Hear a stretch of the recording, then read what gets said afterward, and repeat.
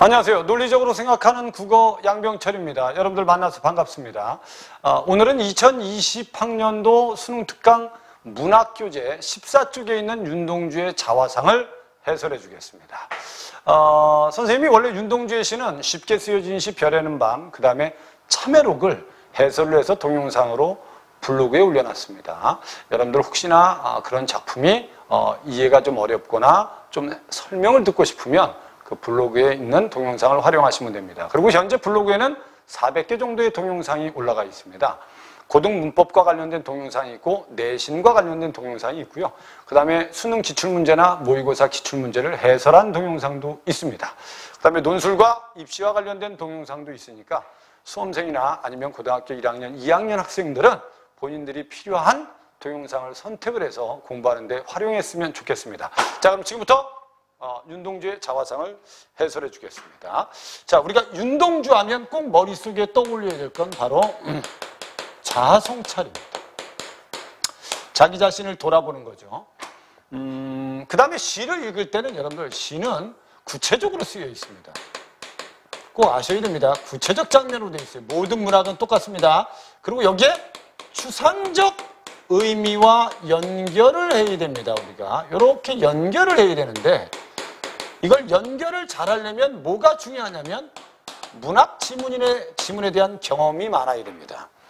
양병철이가 만약에 어떤 여자한테 버림받아서 이별의 슬픔을 경험한 적이 있으면 뭐 진달래꽃이나 가실이나 서경별곡이나 송민곡은 다 이해할 수 있습니다. 그러니까 원래 이 경험을 직접 할 수 없기 때문에 우리가 수업을 들어서 공부하면서 간접적인 경험을 하는 겁니다. 그래서 이런 경험이 많은 사람들은 이 구체적인 장면과 추상적인 의미 사이의 연결이 아주 빠릅니다. 그래서 본문을 읽고 선택지에 있는 추상적인 어휘와 연결을 빨리 시키기 때문에 문제도 빨리 풀 수 있는 겁니다. 선생님이 그래서 해설을 하기 전에 꼭 당부하고 싶은 건 문학을 공부할 때는 수업을 듣건 아니면 혼자 공부해서 이해를 했다면 머릿속에 국어적인 지식을 차곡차곡 이렇게 쌓아나가야 됩니다. 나는 이해력이 좋습니다. 그래서 암기하는 거 싫어해요. 모의고사 보면 1등급 나옵니다. 이건 1학년 때까지입니다. 2학년, 3학년이 되면 점점 성적이 떨어지기 시작합니다. 그러니까 결국은 기본적인 건 축적을 해서 아주 체계적으로 머릿속에 암기를 할 필요는 있다는 겁니다. 특히 여러분들 국어와 관련된 개념이라든지 필요한 어휘라든지 알았죠? 그 다음에 문학에 대한 기본적인 독해 방법이라든지 또는 아주 중요한 시인들이나 작가들의 작품 정도는 여러분들이 머릿속에 축적할 필요는 있다는 거죠. 윤동주의 이 자화상은 고등학교 1학년 교과서에 실려 있습니다. 그래서 아마 고1 학생들이 내신 준비하는데도 도움이 많이 될 거라고 생각합니다. 자, 원래 그래서 시는 이렇게 구체적으로 쓰고 여기에 추상적 의미를 연결하는 게 중요한데 시는 원래 감정문학입니다. 그 다음에 태도문학입니다. 그러니까 우리는 시를 읽고 항상 중심 대상을 찾아서 이 대상에 대한 화자의 감정이 무엇인지 또는 태도가 무엇인지를 이해하는 게 가장 중요합니다. 그래서 여러분 문학을 읽을 때는 여러분 구체적인 장면을 이해하는 걸 우선시하셔야 됩니다. 자, 그럼 지금부터 시의 구체적인 장면을 설명해 주겠습니다. 첫 번째, 산모퉁이 돌아서 논가 외딴 우물을 찾아갑니다. 이거는 여러분 구체적인 공간적 배경입니다. 됐죠? 이거 구체적 배경 맞죠? 우물이라는 것 자체가 구체적인 소재 아닙니까? 그리고 거기서 홀로 찾아가선 가만히 들여다보는 건 시적 화자의 행동입니다. 이것도 구체적이에요, 추상적이에요? 구체적이죠, 그죠? 그리고 여기 어려운 어휘가 있습니까, 없습니까? 없죠. 그럼 여러분들 이 문장을 충분히 이해할 수 있는 겁니다. 대상만 정확히 찾으시면 돼요. 알았죠? 그래서 산모퉁이 돌아서 논가 외딴 우물을 홀로 찾아가서 가만히 들여다봅니다. 됐죠? 그리고 우물 속을 봅니다. 이게 이제 중요한 대상입니다. 우물 속이 중요한 대상이에요. 알았죠? 우물 속을 들여다봅니다. 근데 우물 속이 어때요? 라고 했더니 달이 밝고 구름이 흐르고 하늘이 펼치고 파란 바람이 불고 가을이 있답니다. 여기서 표현상의 특징 중 요거만 참고로 좀 알아둡시다. 파란 바람 할 때 이 바람은 원래 촉각입니다. 촉각인데 이걸 무슨 각화시킨 거예요? 시각화시킨 겁니다. 이런 걸 우리 뭐라고 하죠? 공감각이라고 합니다. 이건 여러분 시에서, 문학에서 꼭 알아둬야 될 개념 중에 하나입니다. 여러분 이해를 안 하고 그냥 외우시면 안 돼요. 공감각이라는 건 원래의 감각, 사물이 가지고 있는 원래의 감각을 다른 감각으로 바꿔서 표현하는 겁니다. 여러분들 꽃향기라는 건 무슨 각으로 느낄 수 있죠? 후각이지요. 근데 진달래꽃의 하얀 향기 이렇게 쓰면 여러분들 향기라는 후각을 무슨 각화시킨 거예요? 시각화시킨 겁니다. 우리는 대체로 이 시각화가 많은 이유가 사람의 5가지 감각 중에서 시각이 가장 빨리 구체적으로 빨리 느낄 수 있기 때문입니다. 이해됐죠? 그럼 여기까지 보면 달이 밝고 구름이 흐르고 하늘이 펼치고 파란 바람이 불고 가을이 있습니다. 그럼 여기까지만 보면 이 우물 속이 여러분들 어때 보입니까? 우물 속이 아름답죠. 그래서 우물 속은 뭐하다? 아름다운 뭐다? 아름다운 자연이다. 이렇게 알고 있으면 되죠. 됐죠? 이거 당연히 아름답지 않습니까? 그래서 결국 지금 화자는 우물을 들여다봤는데 우물 속은 아름다운 자연이 펼쳐져 있습니다. 이해됐죠?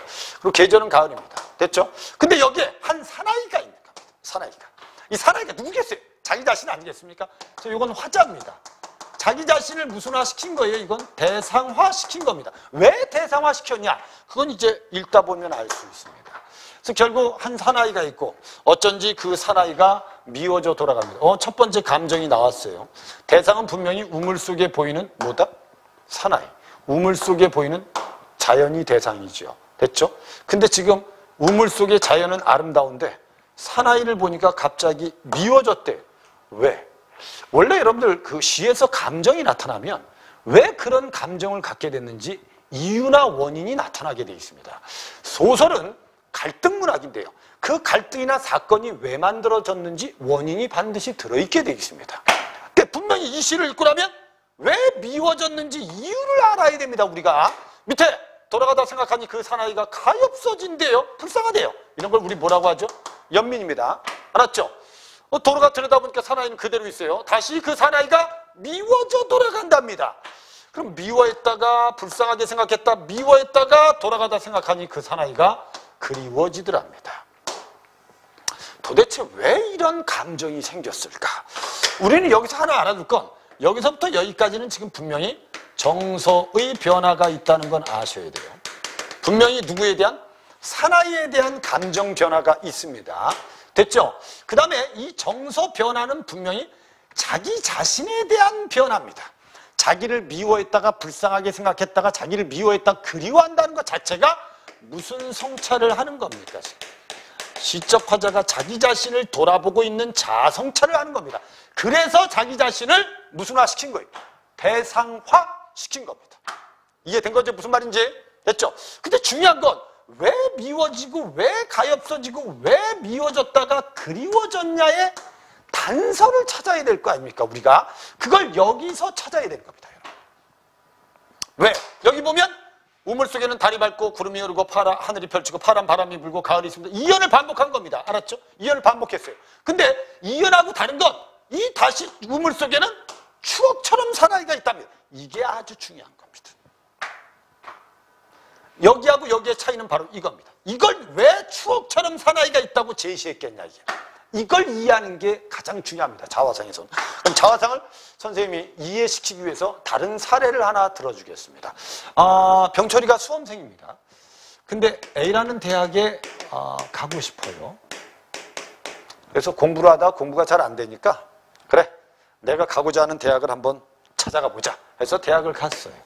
이 대학에 가니까 대학생들 멋있어요. 됐죠? 그리고 캠퍼스 아름다워. 아름다워요. 근데 결국 이 아름다운 캠퍼스의 대학생들 사이에 서 있는 자기 자신은 아주 초라해 보이는 겁니다. 됐죠? 이렇게 이해를 하시면 돼. 초라해 보이는 거예요. 왜? 지금 분명히 여기 오겠다고 한 놈이 공부는 더럽게 안 해요. 알았죠? 근데 결국 자기 자신이 이 캠퍼스의 대학생들과 서 있는 자기 자신의 모습을 보고 자기 자신을 뭐 할 수 있겠어요? 너는 이 새끼야 공부도 안 하고 뭐 했냐 이 병신아. 너 이렇게 해가지고 이 대학교 들어오겠냐 이 새끼야. 이러고 자기 자신을 미워하는 겁니다. 알았죠? 그리고 결국은 공부도 안 하면서 이런 목표를 가지고 있는 자기 자신이 불쌍한 거예요. 알았죠? 그리고 다시 미워하다가 갑자기 자기 자신을 그리워합니다. 이 그리움의 이유는 뭐겠냐 이게 그리움의 이유는. 이건 이렇게 이해하시면 돼요. 대학교 가서 다른 대학생들의 모습과 캠퍼스의 아름다운 모습을 보고 자기 자신은 초라하죠. 그리고 자기 자신을 미워하다가 갑자기 이게 떠오른 겁니다. 그래, 나도 옛날에 꿈이 있었는데, 옛날에 나 진짜 머리도 좋았고 공부도 진짜 열심히 했는데 내가 왜 지금 이렇지? 아니야. 그래, 옛날의 나로 돌아가자. 이렇게 느끼기 때문에 옛날에 자기 자신이 그리워지는 겁니다. 여기서 그리워진 건 바로 과거의 자신의 모습입니다. 이렇게 이해하시면 됩니다. 자화상. 그럼 좋다. 우물을 갔어요. 우물 속은 아름다워요. 아름다운 자연 속에 있는 자기 자신은 너무 초라한 거예요. 그래서 여기 사나이란 대상하고 이 자연은 뭐 돼 있다고 생각하면 돼? 대조돼 있다고 생각하면 돼. 왜? 자연은 아름다운데 자기는 초라하니까. 알았죠? 자기는 초라하니까. 이 초라함의 이유는 여러 가지가 있을 수 있어요. 뭐 자기가 무기력할 수도 있고, 또는 뭐 양심을 잃을 수도 있고, 또는 순수함을 잃을 수도 있고, 여러 가지가 있을 수 있습니다. 알았죠? 그것 여러분들 선택지에 나오면 여러분들이 이해해서 풀면 되는 겁니다. 됐죠? 그래서 자기가 미워지는 이유는 뭐겠다? 과거의 모습과는 분명히 이 아름다운 자연의 모습과는 다르게 너무 초라하기 때문에 미워하는 겁니다. 그러다가 그 초라한 모습이 불쌍해 보이는 거예요. 그리고 다시 초라한 모습이 미워진 거예요. 그러다가 갑자기 과거에 아주 아름다웠던, 순수했던, 열정적이었던, 적극적이었던 자기 자신을 발견하게 됩니다. 무슨 성찰을 통해서? 자아성찰을 통해서. 그래서 여기서 그리워지는 대상은 바로 과거의 자신을 그리워하는 겁니다. 그래서 여기에 이 단어를 쓴 겁니다. 추억처럼 사나이가 있다고. 오케이? 선생님 무슨 말인지 이해됐어요? 그러니까 추억처럼, 추억이란 단어가 여러분들 과거를 뜻하는 말 아닙니까? 그래서 결국 우물 속의 아름다운 자연에서 아주 과거에 아름다웠던, 순수했던, 열정적이었던 자기 자신을 발견한다는 건 결국 자아성찰을 통해서 그래, 맞아, 나도 과거의 나를 회복해야 돼 라고 느낀 게 이 자화상이라고 생각하시면 돼요. 이해되셨죠? 그럼 결국 이 그리워하는 대상은 뭐겠어요? 과거의 자신. 뭐 순수했던, 또는 열정적이었던, 또는 양심적이었던, 또는 적극적이었던, 뭐 이런 자기 자신을 발견한 겁니다. 그럼 결국 이 시는 자아성찰을 통해서 순수한 과거의 열정적인 자기 자신을 회복하고 싶은 게 이 시의 중심 내용입니다. 무슨 말인지 이해되셨죠?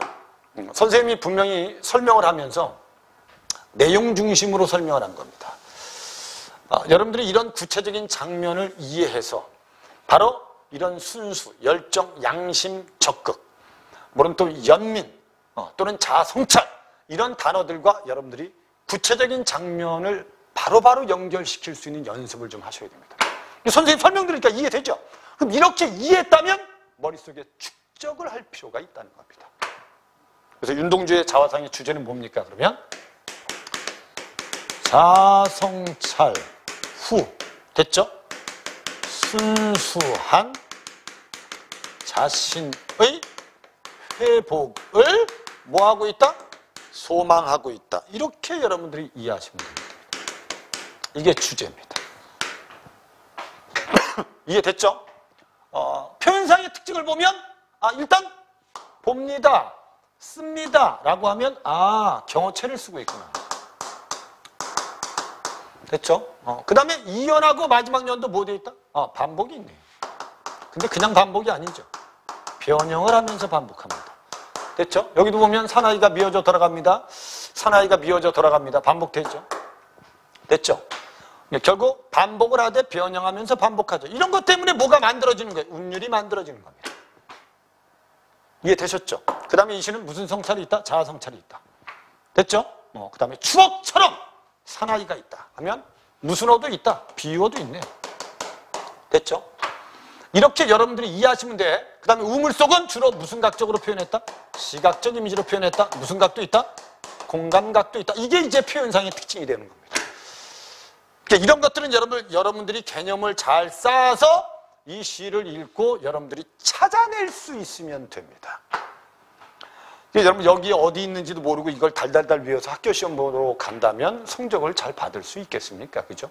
그러니까 선생님이 얘기하는 거 핵심은 일단 이 구체적인 장면을 정확하게 이해하는 게 중요하다. 그렇다면 이 우물이 무슨 역할을 하겠습니까? 당연히 자아성찰의 계기가 되고 매개물이 되는 겁니다.